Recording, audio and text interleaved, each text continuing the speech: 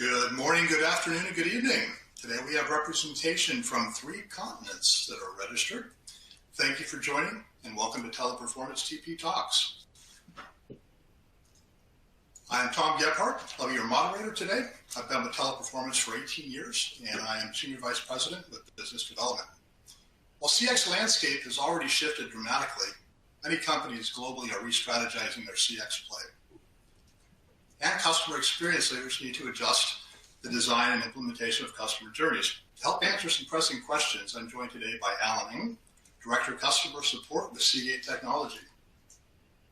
We'll kick off today with a quick introduction video to TP Talks webinar series and your host, Teleperformance. So let's go ahead and start with our video.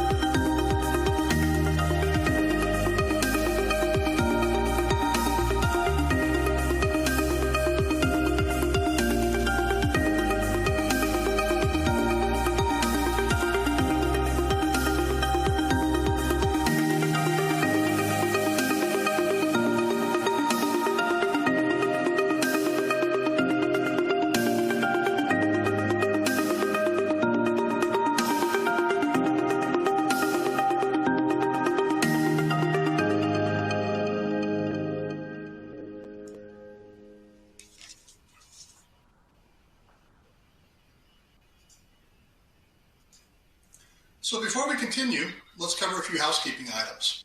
Webinars designed to be interactive. You'll see multiple icons at the bottom of your console. If you have any questions, and we'd love for you to interact with us, please submit them to our Q&A window. Do this anytime during the conversation. We'll address them during our design Q&A time later in our session. You can also access the Learn More widget for more resources. On concluding our conversation here, you are invited to connect with Alan and myself in the breakout room. We'll be open for about 15 minutes following our session today. And should you have any technical issues, please click on the help link. It's the box that looks like a question mark. So a little background on Alan Ng. Alan's the Director of Customer Support at Seagate. He's been with Seagate for over 12 years and in the computer storage industry for 20. Alan has a strong technology support background, having managed and been an engineer for companies including both Toshiba and Dell. Alan's current role at Seagate includes leading their global customer support center operations for consumer product support, enterprise system support, and their Americas technical account management for strategic channel partners. So let's go ahead and get started. Today's topic, realigning effective CX strategies by balancing high tech and human touch. You may have seen in our invitation mention of a McKinsey publication called The Future of CX. In this report, they surveyed 260 leaders and found only 13% of CX leaders were confident that their organization can take action on CX issues in near real time. With the world slowly opening, one of the biggest questions CX leaders have is how to effectively align their CX strategies with this evolving environment and how they can maximize efficiencies. Today, Alan will share some of his insights on areas that can help you be more prepared to align and achieve a balanced global CX landscape, maximize efficiencies in work-at-home deployments, channel optimization and shoring strategies along with multilingual hubs, and lastly, best practices on balancing high tech with human touch. As a reminder, please submit any questions for the Q&A panel. Alan, you run a global support operation with 17 different languages. There must be a lot that you need to consider achieving the right balance of customer support. Meeting budgets, ensuring business continuity. Can you please share some of the ideas you look at and share with our audience things that they should be considering as they look to optimize their CX landscape? Yeah, first of all, thanks, Tom, for the introduction. It's my pleasure to be part of this round TP Talk. When we look at the ever-changing CS landscape, and especially with the work-at-home movement, a few things that we continue to look at is, the site strategy, right? When we look at the site strategy that involves servicing customers in many countries, we need to consider many factors. Factors such as language, such as site country stability. Those are the pieces of factors that we need to assess when we select our site. Alan, you support both enterprise and consumers along with channel partners. Are there any areas that you find synergy between those three that you are able to optimize and become more efficient? Not today, Tom. Our enterprise and consumer supports are operated separately as the complexity of the cases and issues and the reason customers contact us are very different. Think of it this way. Enterprise is more of a B2B support model and consumer is B2C, obviously. The channels which our customers prefer to use and also the most effective channel for us to serve them are also different between the two. So I imagine supporting consumers and enterprises, maybe it's a little bit different skill set and also maybe a little bit different hours of operations that are being required to support your clients. Is that true? Correct. Yeah, our enterprise support is 24/7. Consumer is mainly business hours.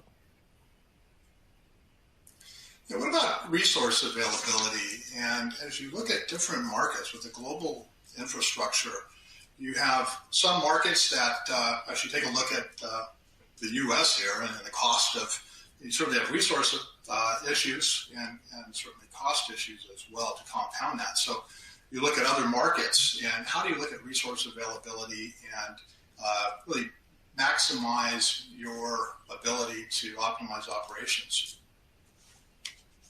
Yeah, with the resource availability, with the current work-at-home trend, sourcing for the talent pool or the talent supply certainly has improved compared to say before. When we look at let's focus on language as one of the key factors when we look at site strategy as an example. Obviously, you want to select the sites that offer the language that meets your customers' needs, right? But with the current work-at-home trend, sourcing of the languages has become easier. In my opinion, a multilingual hub brings a lot of advantages, helps streamline your operations and reduces the burden to manage too many sites. Also, that encourages or ensures standardized practices and process across, within the same site, right? If I were to look at if you have an operation that has, let's say, 100 seats, I don't think it's going to be a very efficient model where you have a site that only has 5 to 10 customer advocates. It's not the most cost-optimized solution, in my opinion. Plus, smaller sites tend to be overlooked when your team is focusing on high volumes and larger sites, right? So when we look at strategy, resources, we look at not just the resources at the BPOs, but also how our team scale accordingly to manage the different sites. I imagine governance comes into play too, and I think pre-pandemic, a lot of our customers enjoy spending time at our sites, and we certainly enjoy having them there, and it's certainly a way to embrace culture and help with learning product and system support that we need to be educated on, our agency to be educated on. How do you look at that in your strategy? I think pre-pandemic, lots of travel, post-pandemic, not as much travel, but we're starting to loosen that up. So when you look at how you govern a relationship, how does that come into play in your site selection and management of the relationship? Yeah, in an ideal world, I'd like to have an operation where we manage the BPOs and let the BPOs manage the operations, and that's not usually the case. When we tend to find ourselves spending more time on a few sites, more than the others, right? I think it has a lot to do with the site leadership's capability and how good the management training or even QA for that site. Most of our operations today are considered offshore, and we are prepared to send the team members to all the sites. If there's no travel restrictions, a site visit maybe twice a year to maybe even every quarter especially when it comes to training and QA. I think those are necessary. When you mentioned earlier that I used to work at Dell, and when I was at Dell, I used to manage suppliers, and I used to visit them every quarter, and also to their factories in the Far East at least twice a year. The ability for us as the partner to see the process in actions, discuss with the management team what's working, what's not working, and what areas need to be improved, bring tremendous benefit. Plus, not to mention that this will further strengthen the relationship between the two teams.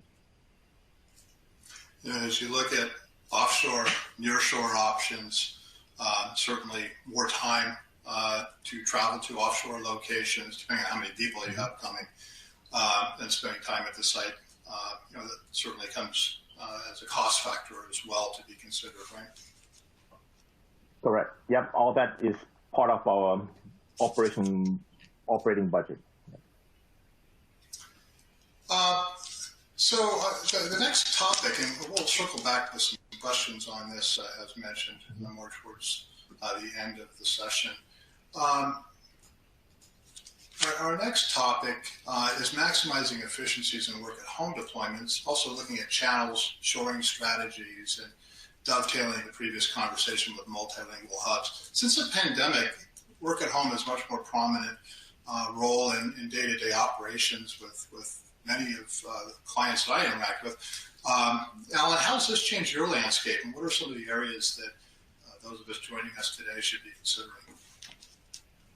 Yeah, the work at home kind of trend hasn't really changed our site strategy in terms of nearshore or offshore kind of strategy, but it has only increased the talent supply, and what has brought to our attention that the some BPOs or some sites are more prepared than other sites. I still remember when the whole COVID started about 2 years ago, and we were all concerned about how is the transition going to impact our performance and our ability to serve the customers. At that time, we were glad to have Teleperformance as our BPO because, the way we experienced the transition is that there wasn't any major disruption throughout the transition. Teleperformance at that time was way ahead of the curve and well prepared. Performance was pretty stable during that time. But the key thing to remember based on our experience is that when we transition from work in office to work from at home, we were talking at that time, 2 years ago, we were talking about tenured customer advocates, right? With new customers advocates coming on board, we definitely see an impact in terms of it's taking them longer to attain the performance level that we expect. To me, the on-site training and coaching today is more effective than, say, virtual classroom. And we see some strengths and weaknesses between the BPOs in terms of how they conduct the virtual training versus the in-classroom training. Work at home trend also brought another level of complexity that we are facing today in terms of, let's say, customer advocates' internet connection may not have enough bandwidth, or their system may not be working, have cell phone issues, and they need to bring the system in for IT to troubleshoot. What used to take a few hours to fix the issues now become a more than a day type of issue. So this obviously impacted our productivity. So workforce management, the IT capability to support the customer advocates, those are ever more critical than before. You mentioned training. Do you find that that's more the case, preferring to have training conducted in a center based on the product complexity? You're supporting technology products in an enterprise environment, so I imagine some of those products and trainings get pretty extensive. Do you find that maybe the less complex products are more effective, or what's your experience there? Yeah, if I were to talk about training, definitely the trend is moving more and more towards virtual training. The easier products can be done in a virtual training delivery method, right? Even some of the if you have a lab, for example, a hands-on lab training, some of that can be moved virtually, and with a level of success. But more complicated products, definitely like when it comes to enterprise systems, etc. Having the actual lab, having the customer advocates actually work on the system, have some hands-on experience, that is still very critical. Has work at home enabled you to have fewer sites or extend reach to different resources maybe not previously available, be it language, be it skill set? Yeah, definitely. With the work at home trend, definitely, like I said, it improved the talent supply. Now we no longer lock down to one single site and be constrained by, say, the site capacity. We can have one site manage customer advocates, within the same region. So that definitely improves the flexibility there. Alan, talk about channel strategy, if you will, and looking at consumer needs, enterprise needs, how they're interacting with your support differs between the two, and the channels have certainly changed with more adoption of automation, more adoption of self-help tools, adoption and being pushed to the communities as well to be able to do more with less. Talk to us about how you're looking at your channel support strategies, how they align with customer need, expectation, and also cost. Yeah, let's talk about consumer, because that is, to me at least, is more complicated than, say, enterprise, because enterprise customers, like I say, is a B2B support model, and we have a very set way of working with the customers when it comes to support needs. For consumer, they have several channels that they can choose from. Our support strategy is actually based on which channel we believe best fits the customer's needs. Which channel we believe that is best suited for us to serve the customer. That may be different from their preference. It's a bit weird when we have a strategy that may not align with customers' channel of choice. Let me elaborate on that a little bit. Some channels are just more efficient and more effective than the others when it comes to, say, technical troubleshooting. A technical troubleshooting case can be resolved, let's say, in one call or in a single messaging chat session, or through proper self-help articles, compared to multiple emails that may span across multiple days to weeks to get fully resolved. We see this over and over again. When we are able to move the customers from, say, email to phone to messaging, customers are delighted at the end. Even though they first started with emails, because they see the speed of issue resolution much better than, say, communicating via emails. And our experience shows that the phone messaging always have better customer satisfaction scores compared to email. I imagine that you need to align by country and language requirements as well, and social channels and different forms of communication, WeChat, SMS, WhatsApp, etc., as you look at your support strategy too, and what your customers are migrating to. Yeah, we try to align that based on the countries. For example, WeChat is a very popular mobile app in China, so we are offering our support and service channel in WeChat for China. Messaging, like web-based messaging, Apple Business Chat, Google Business Messages are popular in the West, so we offer them here. Thanks. And before we move on to the next topic, just a reminder, the Q&A box on the right-hand side of your screen. If anybody has any questions, we will have a little bit of time at the end to get in a little bit more detail or answering specific questions that you might have related to these topics. So, Alan, the above addresses a lot of the people or touch elements. What about the technology and how you complement that with high tech? Talk to us about automation. And as mentioned earlier, much as soon as the pandemic hit, we're all trying to figure out how we can quickly provide more self-help tools and less reliance on agents, particularly with centers and being shut down or reduced staffing levels. So talk to us a little bit about what you've been able to accomplish or what people should consider related to automation. Yeah, when it comes to automation, I think the way we go about introducing automation into our support channel is that we've looked at the low effort support cases where the support workflow is somewhat predictable.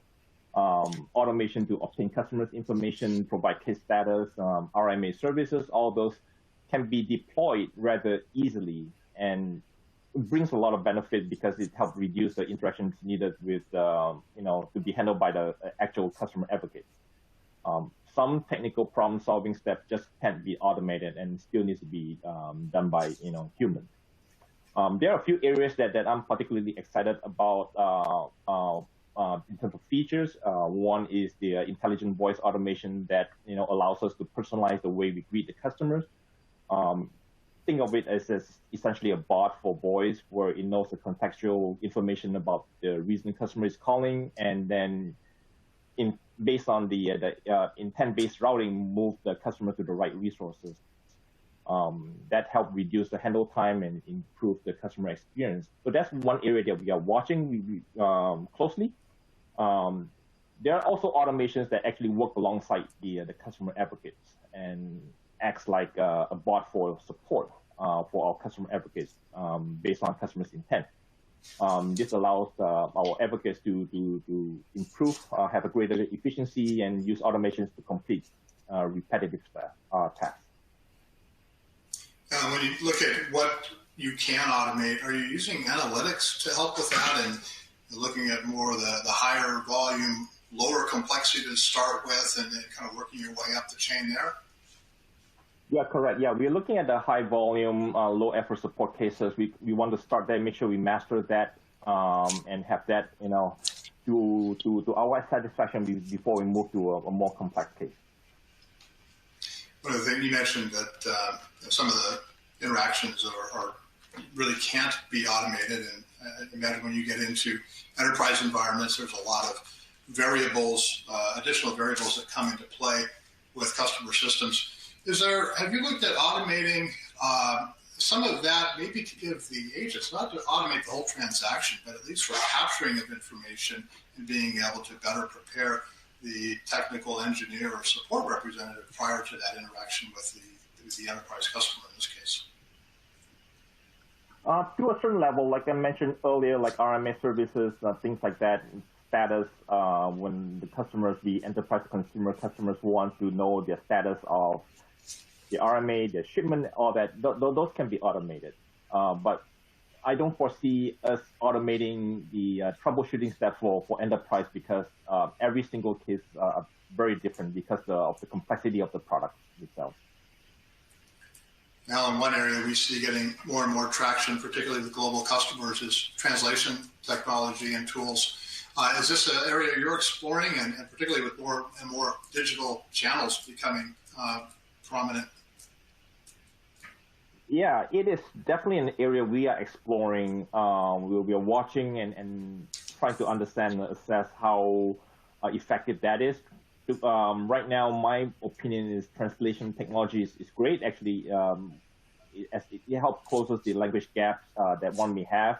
If forcing certain languages is not an option or is out of the budget. But it can only be used for certain channels like emails, messaging, etc.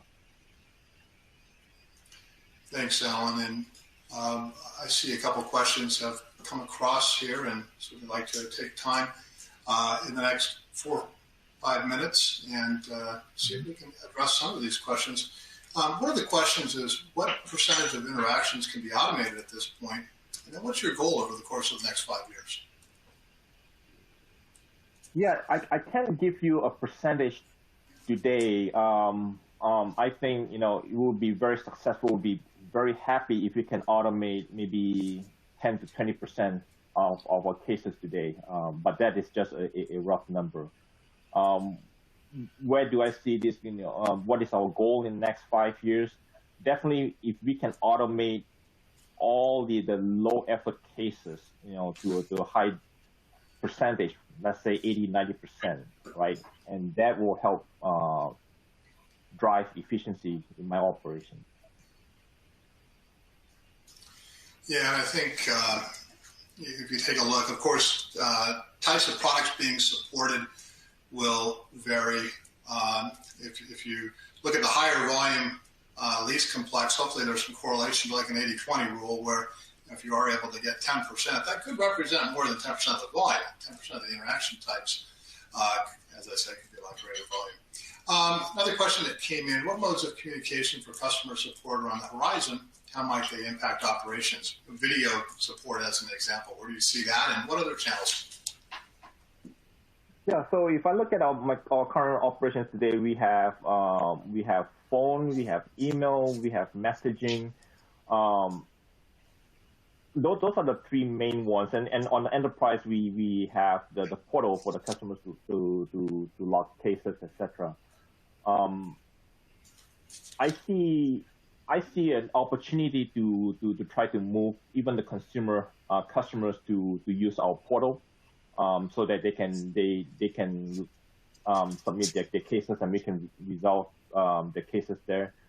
I see an opportunity there, and hopefully that may eventually is a way for us to reduce email or get away from email.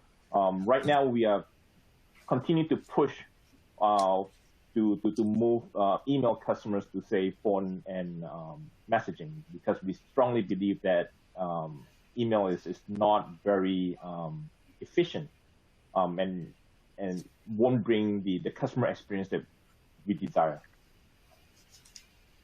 Thanks, Alan. And to our audience, if there's any other questions, we have just another minute or two left before we start to close it down. And then a reminder that we will have the breakout room, which is at the bottom of your dialog box on the right, open for about 15 minutes following this.